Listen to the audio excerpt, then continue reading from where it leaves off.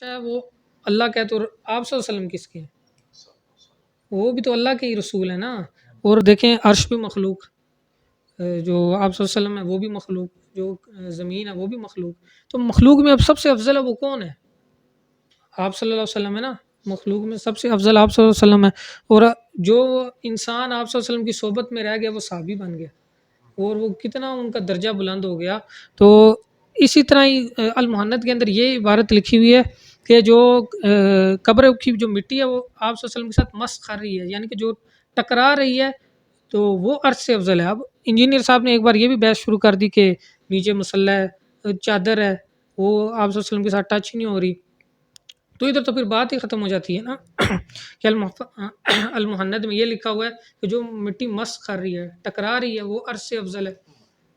تو یہ جو شہداء ہیں ان کی اتنی مضبوط زندگی، اور جو من النبیین ان کا درجہ ان سے بھی اوپر، من النبیین والصدیقین، صدیقین کا درجہ اس سے بھی افضل، من النبیین نبیوں کا درجہ اس سے افضل، رسولوں کا درجہ اس سے افضل، اور آپ صلی اللہ علیہ وسلم کا درجہ تو تمام رسولوں سے افضل ہے. یعنی کہ اس میں یہ کہا گیا ہے کہ یہ زندگی اتنی مضبوط ہے کہ وہ دنیاوی کسی ہے. یہ کوئی نہیں کہتا علماء دیوبند میں کہ وہ جو زندگی ہے وہ دنیا جیسی ہے، دنیا جیسی نہیں ہے، وہ دنیا کی سی ہے. یعنی کہ تشبیہ دی گئی ہے کیونکہ زندگی مضبوط ہے. اس کا جواب یہ ہے کہ بزرگوں کے سینے سے فیض حاصل کرنا. دیکھیں دین جو آیا وہ آیا بھی سینہ بسینہ ہے. تو یہ ہم کسی استاد سے پڑھتے ہیں تو ہم ان کے سینے سے فیض حاصل کرتے ہیں نا. تو یہ سینے سے فیض حاصل کرنا، بڑے جو بزرگ ہیں وہ کون ہیں؟ محمد رسول اللہ صلی اللہ علیہ وسلم. تو ہم مدینہ میں جاتے ہیں آپ صلی اللہ علیہ وسلم کی قبر مبارک پہ، اب کیا ان کی قبر مبارک سے فیض حاصل نہیں کرتے؟ ہم قبرستان جاتے ہیں تو کیا آخرت کی یاد تازہ کرتے ہیں؟ تو وہ قبروں سے فیض حاصل ہو رہا ہے. تو علماء دیوبند کا یہ جو عقیدہ ہے اس سے مراد یہ والا فیض ہے، جس میں لکھا ہوا بھی ہے کہ وہ فیض نہیں جو عوام الناس میں ہے، وہ کہ جو خواص میں ہے. یعنی کہ عوام کا طریقہ نہیں کہ جو قبر پہ جا رہے ہیں، شرک ہے، بدعت ہے، وہ طریقہ نہیں. ماشاء اللہ آپ نے جامع بات کی اور جواب دیا. تو آپ نے یہ بھی بات اس میں کر دی کہ المحنت و فنت میں ایسے تو قرآن سنت میں نہیں ہے، مگر جو آپ نے بھی جو جواب دیا ماشاء اللہ بات کی ہے، تو ماشاء اللہ اللہ تعالیٰ آپ کو جزائے خیر. بسم اللہ الرحمن الرحیم نحمدہ ونصلی علی رسولہ الکریم. ماشاءاللہ مولانا اسامہ صاحب تشریف لائے ہیں، سوال اور جوابات کی نشست مختصر سی ہم ان سے کریں گے. میں نے تو ادھر آپ کو بتا دیا کہ تمام صحابہ رضی اللہ عنہم اجمعین جنتی ہیں، سب سے اللہ راضی ہوا ہے، جو واقعی صحابی ہیں اللہ ان سے راضی ہوا ہے. ہاں البتہ بات رہی علماء دیوبند کے عقائد کی، جس پر میں نے علماء سے سوالات کیے جو بڑے ٹاپرز کے ہیں، ٹاپ کے علماء ہیں، جو مناظر ہیں. تو آپ تشریف لائے تھے، آپ نے بھی ماشاءاللہ سوال کیے، اللہ آپ کو جزائے خیر دے. میرا بھی کچھ تھے سوال. پہلے تو حضرت یہ بتائیں کہ المحنت المفنت جو کتاب ہے علماء دیوبند کے عقائد کی ہے، تو یہ حسام الحرمین کے اس جواب میں لکھی گئی ہے نا جی. تو اس میں جو 3 عقائد ہیں کہ ہم بزرگوں کے سینوں اور قبروں سے جائز طریقے سے فیض حاصل کرنے قائل ہیں، اس طرح نہیں جیسے عوام و ناس میں رائج ہے، ایسے جیسے خواص میں ہے، ایسے ہاں ایسی ہے جی، ہاں خواص میں. تو اس کی کوئی دلیل ہمیں مل جائے قرآن سے، نبی صلی اللہ علیہ وسلم کے صحیح فرمان سے، تاکہ لوگوں کو پتہ چلے کہ عقائد جو ہیں علماء دیوبند کے قرآن و سنت کے مطابق ہیں. اس میں تو کوئی معاملہ ایسا نہیں ہے کوئی جو شک میں ڈالتے ہیں یا بندہ پریشان ہو جاتا ہے. اس کے بارے میں آپ پلیز وضاحت فرما. الحمد للہ نحمدہ ونصلی علی رسولہ الکریم، اما بعد فاعوذ باللہ من الشیطان الرجیم، بسم اللہ الرحمن الرحیم. سب سے پہلی بات یہ کہ یہ جو عقائد ہیں نا علماء دیوبند، اس کے بارے میں جو 2 غلط فہمیاں ڈالی گئی ہیں عوام میں، وہ سب سے پہلے تو ایک یہ ہے کہ یہ جو عقائد ہیں نا علماء دیوبند کے، یہ بیسک عقائد ہیں. حالانکہ عوام اس کو یہ سمجھتی ہے کہ یہ جو علماء دیوبند کے عقائد ہیں المحنت المفنت کے اندر، یہ بیسک عقائد ہیں. حالانکہ یہ بیسک عقائد نہیں ہیں. بیسک عقائد کیا ہیں کہ اللہ ایک ہے، اللہ کے سوا کوئی معبود نہیں، اور محمد رسول اللہ اللہ کے رسول ہیں. یہ بیسک عقائد ہیں. ٹھیک ہے. تو اب جو یہ المحنت کے عقائد ہیں، یہ عقائد ہیں علماء دیوبند کے، لیکن یہ بیسک عقائد نہیں ہے. حالانکہ جواب دیے گئے ہیں جو المحنت جو علماء دیوبند کے اوپر اعتراضات کیے تھے نا، ان کے یہ جواب دیے گئے ہیں. یہ بیسک عقائد نہیں ہے. اسی لیے تو درس نظامی جو ہے اس کے اندر بھی یہ کہ کتاب نہیں پڑھائی جاتی. ٹھیک ہے. علماء کرام کو پتہ بھی نہیں ہے ان عقائد کا. اکثر آپ نے مفتی طارق مسعود صاحب بھی کیا کہہ رہے تھے کہ مجھے تو ان عقائد کا پتہ بھی نہیں تھا. ٹھیک ہے. علماء کرام کو پتہ بھی نہیں ہوتا اکثر، اور کیونکہ یہ بیسک عقائد نہیں ہے. ٹھیک ہے. دوسری بات یہ کہ ایک یہ پھیلائی جا رہی ہے غلط فہمی کہ اس کے جو دلائل ہیں وہ قرآن اور صحیح احادیث میں واضح طور پر ہیں. تو یہ قرآن اور صحیح حدیث میں اس کے دلائل واضح طور پہ نہیں ہیں. جس طرح آپ نے بات کی مفتی حسن صاحب سے بھی اور مفتی عبدالواحد قریشی صاحب سے بھی، وہ اصل میں یہ سمجھانا چاہ رہے تھے کہ واضح طور پہ ان کے دلیل ہے وہ قرآن کی عبارت سے نہیں ہے، لیکن غور و فکر کریں تو تب سمجھ آئے گی. تو جیسا کہ بعض یہ کہتے ہیں کہ جو کہ آپ صلی اللہ علیہ وسلم کی قبر مبارک کی جو مٹی ہے وہ عرش سے افضل ہے. اب آپ صلی اللہ علیہ وسلم کی جو قبر مبارک کی مٹی ہے اس کو عرش سے افضل کیسے؟ یعنی کہ اللہ کے ساتھ یہ تو شرک ہو گیا. تو اللہ کے ساتھ آپ ملا رہے ہیں. حالانکہ بات یہ ہے کہ جو عرش ہے وہ اللہ کا ہے، تو آپ صلی اللہ علیہ وسلم کس کے ہیں؟ وہ بھی تو اللہ کے ہی رسول ہیں نا. اور دیکھیں عرش بھی مخلوق، جو آپ صلی اللہ علیہ وسلم ہے وہ بھی مخلوق، جو زمین ہے وہ بھی مخلوق. تو مخلوق میں اب سب سے افضل ہے وہ کون ہے؟ آپ صلی اللہ علیہ وسلم ہے نا. مخلوق میں سب سے افضل آپ صلی اللہ علیہ وسلم ہے.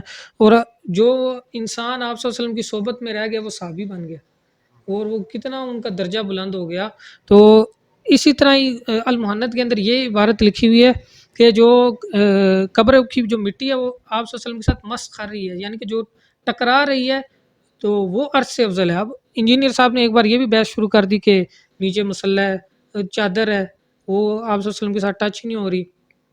تو ادھر تو پھر بات ہی ختم ہو جاتی ہے نا کہ المحنت میں یہ لکھا ہوا ہے کہ جو مٹی مس کر رہی ہے، ٹکرا رہی ہے، وہ عرش سے افضل ہے. تو یہ شرک کیسے ہوا کہ جب عرش ہے وہ بھی اللہ کی مخلوق اور جو مٹی ہے وہ بھی اللہ کی مخلوق. تو یہ تو آپ صلی اللہ علیہ وسلم کی کیا عظمت بیان ہو رہی ہے کہ جو آپ صلی اللہ علیہ وسلم کے ساتھ مٹی ٹکرائی وہ کیا عرش سے بھی افضل ہے. اور جو دوسری بات یہ کہ جو قبر جو آپ صلی اللہ علیہ وسلم کی قبر مبارک کی زندگی ہے وہ دنیا کی سی ہے. تو کہتے ہیں کہ وہ تو برزخی زندگی ہے، دنیا کی سی تو نہیں ہے. تو اس کا جواب یہ ہے کہ دیکھیں قرآن کے اندر ہے من النبیین والصدیقین والشہداء والصالحین کہ سب سے جو زیادہ بلندی کا درجہ ہے وہ نبیوں کا ہے، پھر اس کے بعد صدیقین کا، پھر شہداء کا. اب شہداء کے بارے میں اللہ تعالیٰ نے قرآن پاک میں کیا کہا ہے کہ ولا تقولوا لمن يقتل في سبيل الله اموات، کہ جو اللہ کی راہ میں قتل ہو گئے یعنی شہید ہیں ان کو تم مردہ نہ کہو کہ وہ بل احیاء ولکن لا تشعرون، بلکہ وہ زندہ ہے لیکن تمہیں اس کا شعور نہیں ہے. تو جو شہداء ہیں ان کی اتنی مضبوط زندگی، اور جو من النبیین ان کا درجہ ان سے بھی اوپر، من النبیین والصدیقین، صدیقین کا درجہ اس سے بھی افضل، من النبیین نبیوں کا درجہ اس سے افضل، رسولوں کا درجہ اس سے افضل، اور آپ صلی اللہ علیہ وسلم کا درجہ تو تمام رسولوں سے افضل ہے. یعنی کہ اس میں یہ کہا گیا ہے کہ یہ زندگی اتنی مضبوط ہے کہ وہ دنیاوی کی سی ہے. یہ کوئی نہیں کہتا علماء دیوبند میں کہ وہ جو زندگی ہے وہ دنیا جیسی ہے، دنیا جیسی نہیں ہے، وہ دنیا کی سی ہے. یعنی کہ تشبیہ دی گئی ہے کیونکہ زندگی مضبوط ہے. اور جو تیسرا عقیدہ ہے کہ بزرگوں کے سینوں اور قبروں سے فیض حاصل کرنے کا، اس کے بارے میں یہ کہتے ہیں کہ اب اگر بریلوی کریں تو شرک بن جاتا ہے کہ وہ جا کے مزار پہ جائیں سجدہ کریں یا قبروں سے فیض حاصل کریں تو شرک بن جاتا ہے.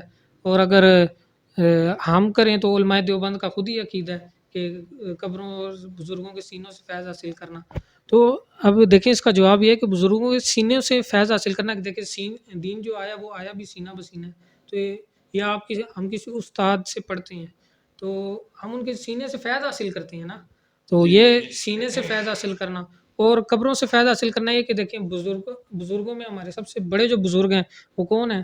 محمد رسول اللہ صلی اللہ علیہ وسلم. تو ہم مدینہ میں جاتے ہیں آپ صلی اللہ علیہ وسلم کی قبر مبارک پہ، اب کیا ان کی قبر مبارک سے فیض حاصل نہیں کرتے؟ ہم قبرستان جاتے ہیں تو کیا آخرت کی یاد تازہ کرتے ہیں؟ تو وہ قبروں سے فیض حاصل ہو رہا ہے. تو علماء دیوبند کا یہ جو عقیدہ ہے اس سے مراد یہ والا فیض ہے.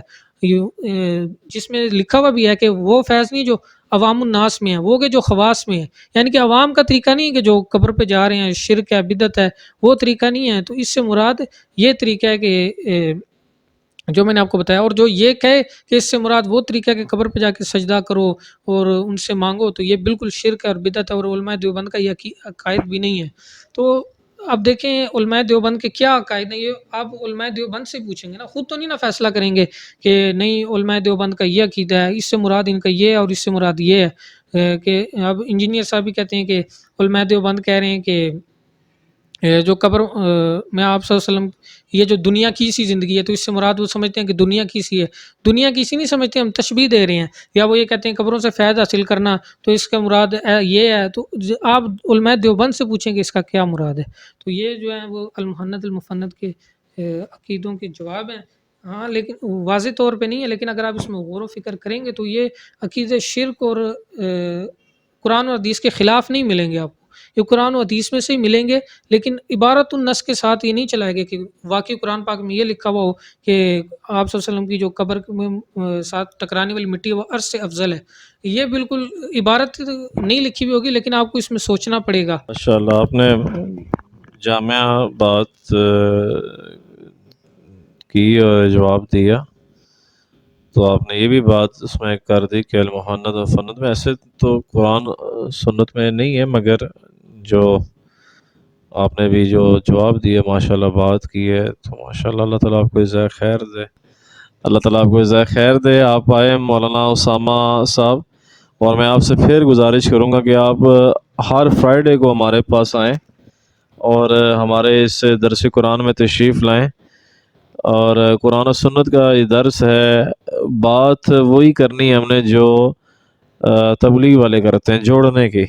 آپ یہ اہل حدیث عالم بیٹھے ہوئے ہیں، آپ سے بھی گزارش ہے، آپ تو پہلے بھی آتے ہیں، تو آپ بھی تشریف لائیں، آپ بھی تشریف لائیں، اور بھی علماء مکتبہ جو ہے اہل سنت سے بریلوی سے تعلق رکھتے ہیں، علماء، عوام نہیں علماء، وہ بھی تشریف لائیں گے۔ سب کو جوڑنا ہے ہم نے، توڑنا نہیں کسی کو، سب ہمارے بھائی، ہم سب کے مولانا جمشید علی رحمۃ اللہ تعالی علیہ فرمایا کہ ہم سب کے سب ہمارے، جس کا رب اسی کا سب، ہم سب سے محبت کریں، نفرت نہ کریں۔ باقی میں پھر عرض کروں گا، جو مولانا طارق جمیل صاحب تبلیغ والے جو کام کر رہے ہیں، اس کام کو لے کر ہم چلیں گے تو امت بنے گی۔ ہم نے امت کو امت بنانا ہے، سارے عالم کے سارے انسان کیسے جہنم سے بچ کر ہمیشہ ہمیشہ کے لیے جنت میں جانے والے بن جائیں، اس پر ہماری کاوشیں ہیں، کوششیں ہیں، مجاہدات یعنی قربانیاں ہیں۔ تو اس کو ہم کرتے کرتے جی فرمایا حاجی مشتاق صاحب رحمۃ اللہ علیہ، کرتے کرتے مرنا ہے، مرتے مرتے کرنا ہے۔ بس اس تبلیغ میں ہم جڑیں، اس کام کو کریں، اختلاف کریں، مگر اتنا نہ کہ مناظروں تک، وہ جھگڑوں تک بات پہنچ جائے۔ اختلاف بھی ایک لمٹ تک ہو، مگر یہ کہ سب مسلمان بھائیوں کو عزت دیں، رسپیکٹ دیں، علماء کو عزت دیں، رسپیکٹ دیں۔ آپ کا میں بہت مشکور ہوں، آپ تشریف لائے، جہلم شہر ہمارے پاس آئے، اور آپ سے گزارش ہے آپ بار بار تشریف لاتے رہیں، اور ہماری بھی اصلاح ہو جائے گی انشاءاللہ، اس سے بہت کچھ سیکھنے کو ملے گا آپ سے۔ اللہ آپ کو بہت جزائے خیر عطا فرمائے، بہت شکریہ، جزاکم اللہ خیر۔